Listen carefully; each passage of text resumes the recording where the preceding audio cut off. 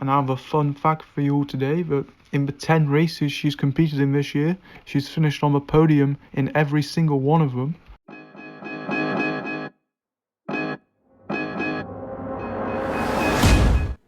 Hello everyone and welcome back to the Cyclocross Social podcast. Today I'm joined by Tom and Twan. Hello. Hello. Today we'll be talking about the X²O badkamerstrofee in Kortrijk, which marked the second round of the X²O badkamerstrofee actually. And I'm going to give a short summary of it, and I'll keep it brief this time. At the start it was Quinten Hermans who took the fastest start, and he quickly lost the lead, and it was Vantourentout who then opened the gap. After Ryan Kamp let the gap fall, it was Toon Aerts who tried to actually move down the inside of Ryan Kamp there, but he blocked the road there and Vantourentout was gone. For quite a long time it looked like Vantourentout had the victory in the bag, making it 2 wins in a row, but then about halfway through the race he punctured and he fell back. He fell back just behind a group of 3 riders. Wout van Aert, Van der Haar and Iserbyt. And these 3 riders, they stayed with each other for quite some time until eventually Iserbyt opened the gap after Van Aert made a small mistake on off-camber.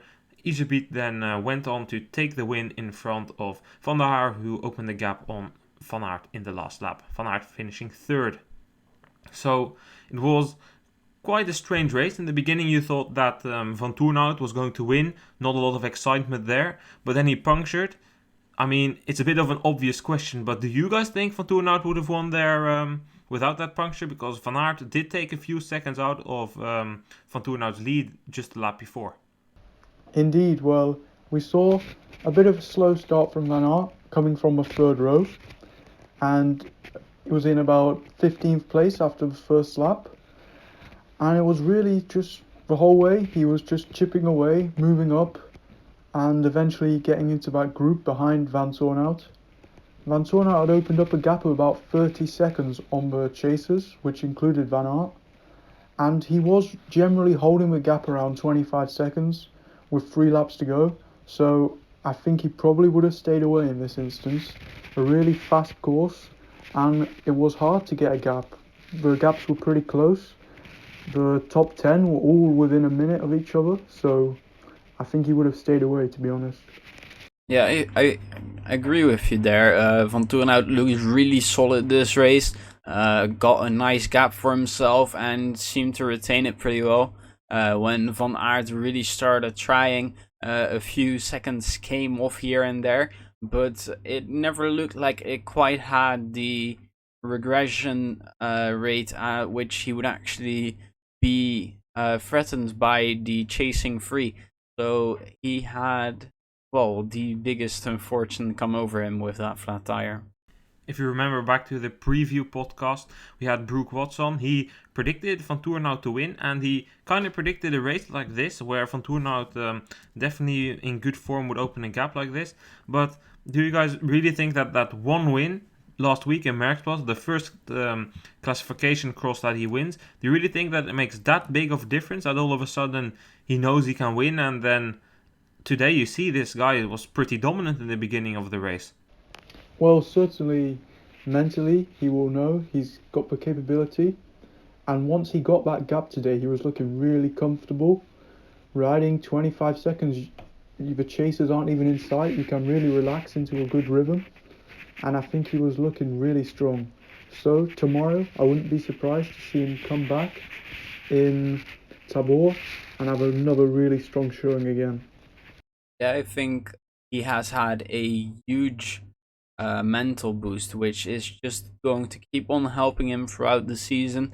When you get to the level where we are at, which is like the elite of the sport, it is often about having faith in yourself, and I think that is something that Michael Vantourentout was lacking before, but he seems to have found that, and I think he is building on it as well, and he can become a real threat now.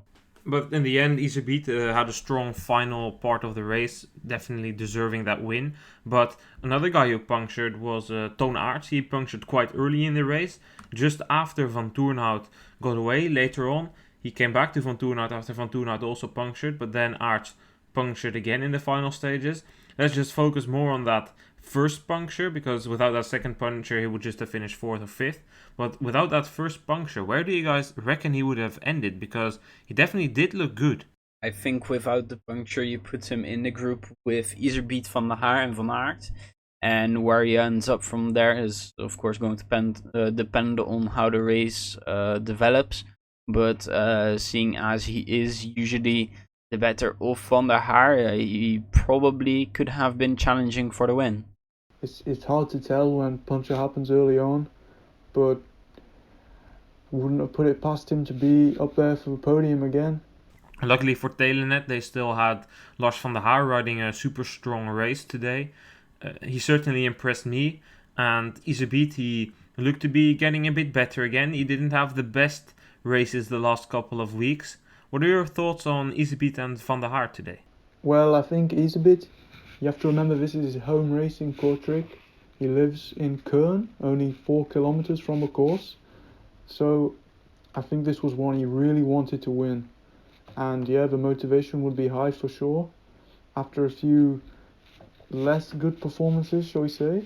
So I think this is a really important win for him, and he showed today he really looked like he wanted that win. And Van der Haar, another really solid performance from Van der Haar. And we've seen in the last few races he's been really up there in the mix. He was 6th last week in Merckx class, but a 2nd again today. I think he's really showing some of that potential he showed a few years back. You have to remember he's a bit older than some of these younger riders coming through, but he's really finding his legs again, I think. I think Iserbyt really benefited from the race situation today, and was able to take a little bit of extra energy into the final, which was really smart of him. Lars van der Haar, I think, is having a really strong season. Last week he really showed that he had the balls to take the race to the other people. I think that missed a little bit today. Too often in the technical sections, just sitting on the wheel of Wout van Aert. Wout van Aert, of course, doing a superb job and being really strong, so that might just be it. But a few times, if he would have been on the other side of Wout van Aert, he maybe could have gone with Iserbyt, and we would have maybe seen the sprint up that final bridge. You already mentioned it, Wout van Aert. He made his return to the field today, finishing 3rd. Impressive. In the preview, we thought he would end around 5th place, and I think if you look realistically, he is somewhere around that 3rd to 5th place, because normally Vantourentout would have ended in front of him, and arguably Aerts. So it's definitely still, even if he would have ended 5th, it's definitely a strong start. I think he might have overshot himself in the middle part of the race when he took the lead and started hunting down the others. I think if he potentially would have waited there, then I think he might have been able to get a closer shot at the win. But definitely a strong performance, and by the looks of it, this is really someone we need to reckon in the upcoming races, and maybe already tomorrow in Tabor. For sure, I think he's proven potential. The course today, personally, I don't think it really suited him. Moving to the road, he's obviously really got the endurance now and lost some of that top end you really get from these really punchy cross races. And the course today was really technical. Not many sections where you could really get the power down for a long time. It wasn't a super physical course, so I think on the tougher terrain he'll come into his own. And yeah, tomorrow, podium, I think certainly a prospect. Well, you did of course have those bridges where you could get that power down, but on the other hand, these bridges, they were quickly followed by some sand sections with a lot of turns in it, and in the field a couple of off cambers and some corners. So I think it was a pretty mixed parcours. I think it wasn't his best parcours, but there could have been worse parcourses for him as well. But Twan, what do you think about Van Aert? I think he looked very solid.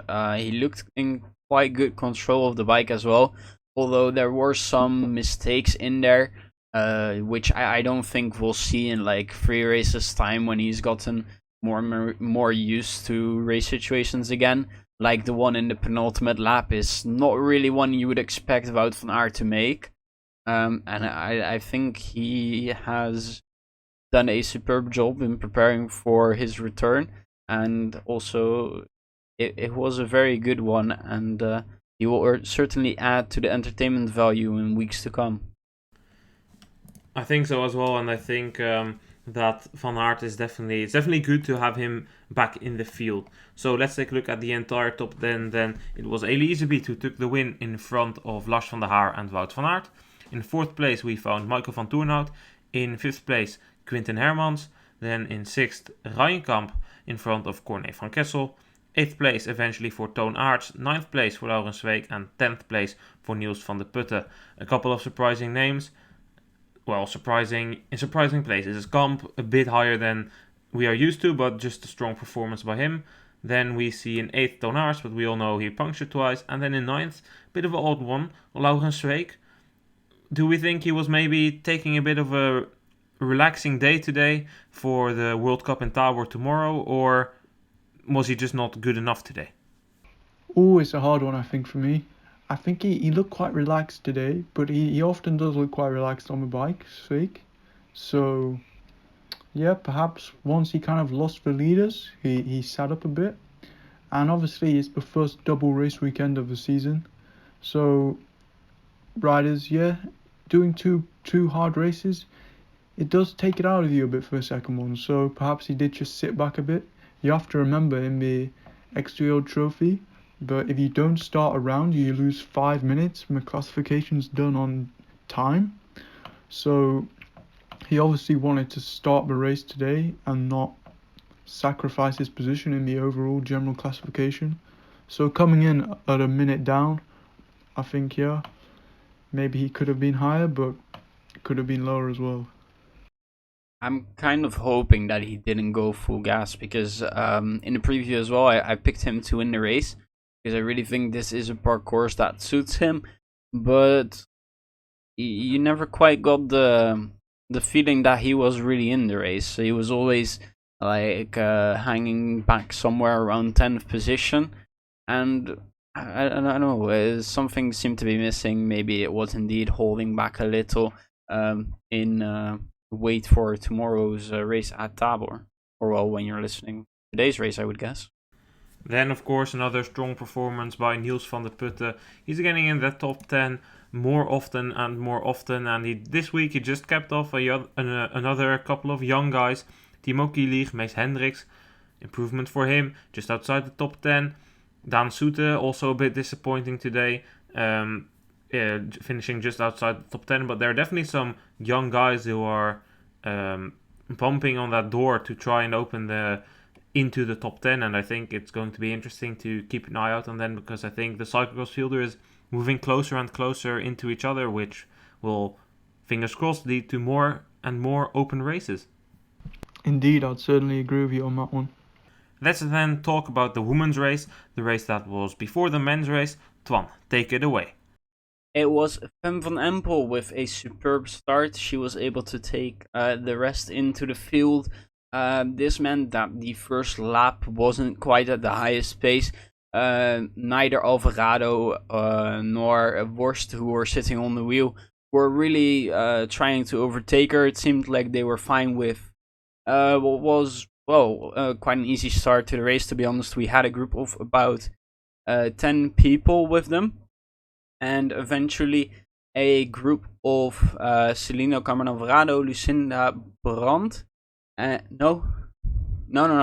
It was Alvarado with Betsema and Worst that was able to get away. Then Worst got a mechanical, which Alvarado seemed to get stuck behind. So it was Betsema who was gone. And Costadine and Brand were chasing as well. Worst and Alvarado fell back into this group. But eventually it was Worst again who punctured, and Alvarado who came back to Denise Betsema. And eventually it would be Brand and Costadine that would make use of the road and the road sections, the power sections, to really get back in here. And it was Alvarado who was on the off-camber. And unfortunately she had been pushed all the way to her limit, it seemed. and she made a little mistake which made her crash. And it was Brand and Betsema with Costadine that were heading toward a sprint, and we saw it last year.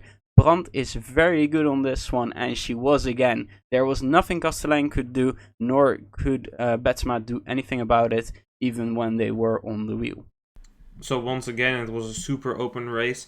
But let's first go into Vorst. You can't not feel sorry for her. Vorst first having that crash, and then later on puncturing when she was almost coming back from that crash. And that on a parcours that you didn't expect her to even do that good, because it was a quite fast parcours. Of course, there were still some technical sections in there, but we didn't expect Vorst to be that good. And I think she explained it herself in the interview that the bad performances weren't really down to the fact that the parcourses didn't suit her, but more that she had slightly overshot herself in training. That's what she said, that she did too much training to come back from that collarbone injury, and that she had some tiredness, took a bit of rest, and now she's improving again. But that puncture, especially that puncture, I mean, the crash was a mistake, but that puncture, that was just really unlucky. Yeah, I agree. It is part of the sport, but it's always an unfortunate part. She really was doing well today and was showing that she did belong in that first group, but unfortunately that was taken away from her. Yeah, she looks super strong coming back. And yeah, there were a fair few punches today, and it's just one of those unlucky days where luck's not on your side, I think. And yeah, I'm sure she'll be back fighting in Tabor. Do we think she could have ended on the podium without that puncture? Oh, perhaps. I think it's hard to tell. In the final, she didn't look super strong coming on that bridge in the last lap, losing the sprint to Van Empel. But I guess she expended lots of energy throughout the race. Whether she would have been able to contest with Brand, Betsema, and Costadine, I think we could have put a second, third, or fourth. I don't think she would have had Brand on that finish over a bridge. But yeah, I think podium could have been a potential today. I don't think she would have ridden away from the group there. And I don't rate her sprint that highly, so I think she would have come just off the podium in fourth position if she were to be with that group at the end. Well, I think she does have a decent sprint. That's my opinion. She's often beaten by Alvarado, but Alvarado is one that can take it up to Lucinda Brandt in the sprint. So I think, let's say, if Alvarado was there, I think she would have been up there for a podium. But, I mean, it's hard to tell, of course. Alvarado herself made that mistake late on in the race. Just like last week, when she crashed twice in the last lap. Now she crashes once in the last lap. Do you think that it might be something to do with the pressure that's being applied by the likes of Brandt and Betsema in those final laps, that she kind of feels that pressure and then makes mistakes? Indeed, I think we've really seen the other riders taking the races to Alvarado in the last few weeks. Having lost in a couple of sprints, to Alvarado, the riders are working on their weaknesses, and they seem to have found Alvarado's weakness, which is the pressure. It's the third week in a row now she's fallen in the last lap, and we saw the really big attack from Denise Betsema on the penultimate lap, going over the bridge.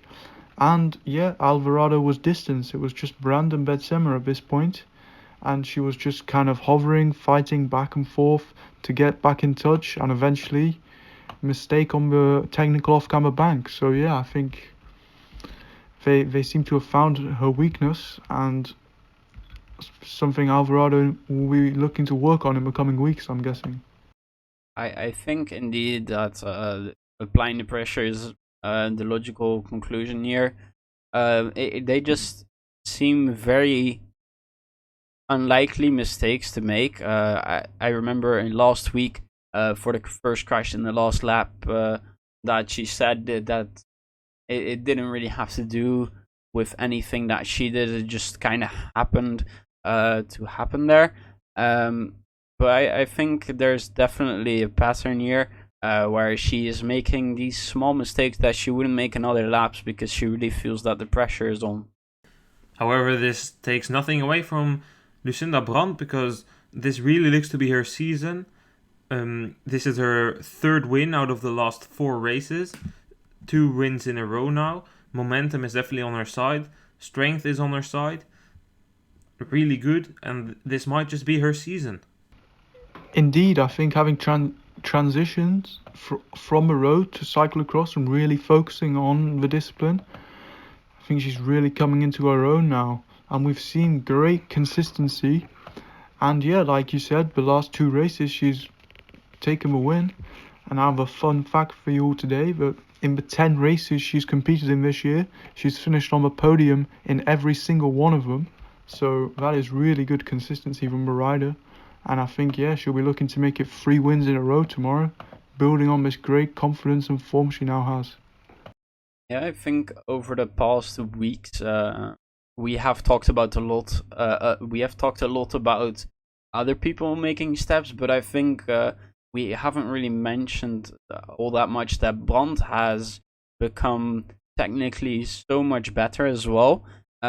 Really on the power sections as well, now able to be able to use all of it, and it's now resulted in 3 out of 4 wins so far, and it really seems that she has got this winning mood now. Another rider that had a good race here was Yara Costadine. Last couple of weeks didn't indicate that something like this was coming. She finishes 3rd here and now leads the classification here in the X²O badkamerstrofee, the classification on time. Good performance by her. Hopefully for her she can get some momentum and some confidence out of this, that she still is able to get these kinds of results, which didn't happen the last couple of weeks, and perhaps she can surprise us once again tomorrow, although I think tomorrow might be a bit more technical, so a bit harder for her. Indeed, I think, yeah, like you said, leading this classification now, whether she's really going to shift her focus to the X²O badkamerstrofee, we'll have to see. But like you said, 8th in the European Championships earlier this month, 9th in Leuven. She really turned it around with the 3rd place today. I think today she was able to follow the right people around, really able to use her power to sometimes get back after a little bit of a tougher technical section. And I hope that she takes the confidence from this and shows this again, like did more consistently last season, I think. Let's take a look then at the entire top 10. We have Lucinda Brandt in first, in front of Denise Betsema and Yara Costadine. Alvarado ended 4th, just outside the podium, in front of just another Dutch girl, Fem van Empel. Then we have Annemarie Worst and Manon Bakker. First non-Dutch, 8th, Sanne Kant. Then to get back to the Dutch, we have Aniek van Alphen in 9th and Clara Hunsinger in 10th. A really strong race by Fem van Empel, 5th place today. This must be her strongest performance so far of her young career. Indeed, a brilliant performance today from the young rider.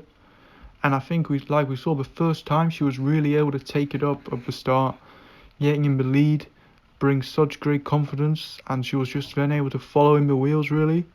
And yeah, we saw she really looked on it, winning that sprint for 5th place today. And yeah, I think beating some really strong riders out there, only good things to come from her.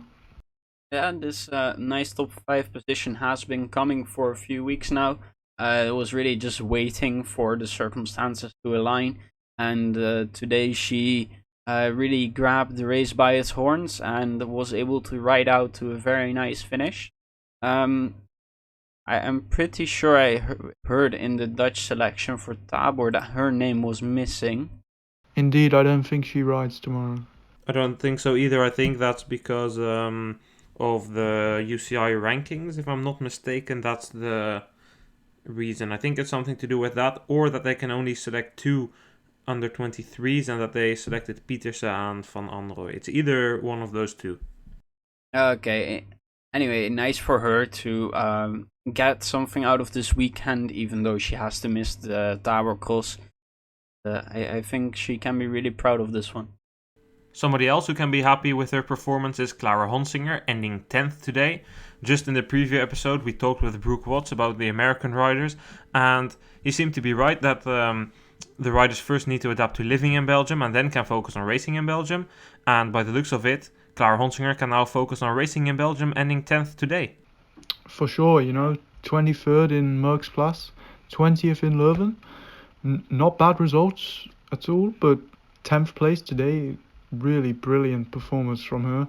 Her first top 10 here in this season, so yeah, I think it's really good to see the North Americans in the action as well, and Ruby West, credit to her as well, the young under 23, finishing 13th. We saw like she was 21st in Merckxplas as well, so again, like Brooke said, making the adaptation to European living, and I think we can see from both of them improvements in the weeks to come again.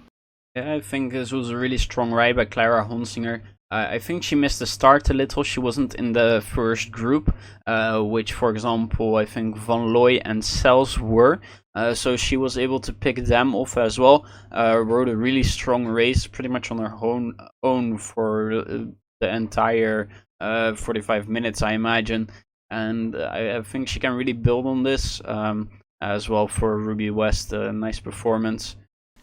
Well, I think we've had it then for it's not the DVV trofee. It's the X²O badkamerstrofee. The X²O badkamerstrofee in Kortrijk. But there was also more racing. The Grand Prix Trnava in Slovakia was held today. That's a C2 race. In the men's race, it was Lander Loockx who took the win for Group Hens Mass Containers. Noël Castille from France ended second in front of, I'm not pronouncing this good. Sorry, people from France. Tom Mengenhout. He ended third there, and it still was wrong, but at least we tried. Lander Loockx getting some more UCI points on the board, slowly climbing towards that top 50, and that would mean he, in normal circumstances, would be allowed to start a World Cup. There was also a women's race there, and that was won by a British rider. Amaria Meller won there in front of Nikola Bagherova and Zuzana Kristinlana.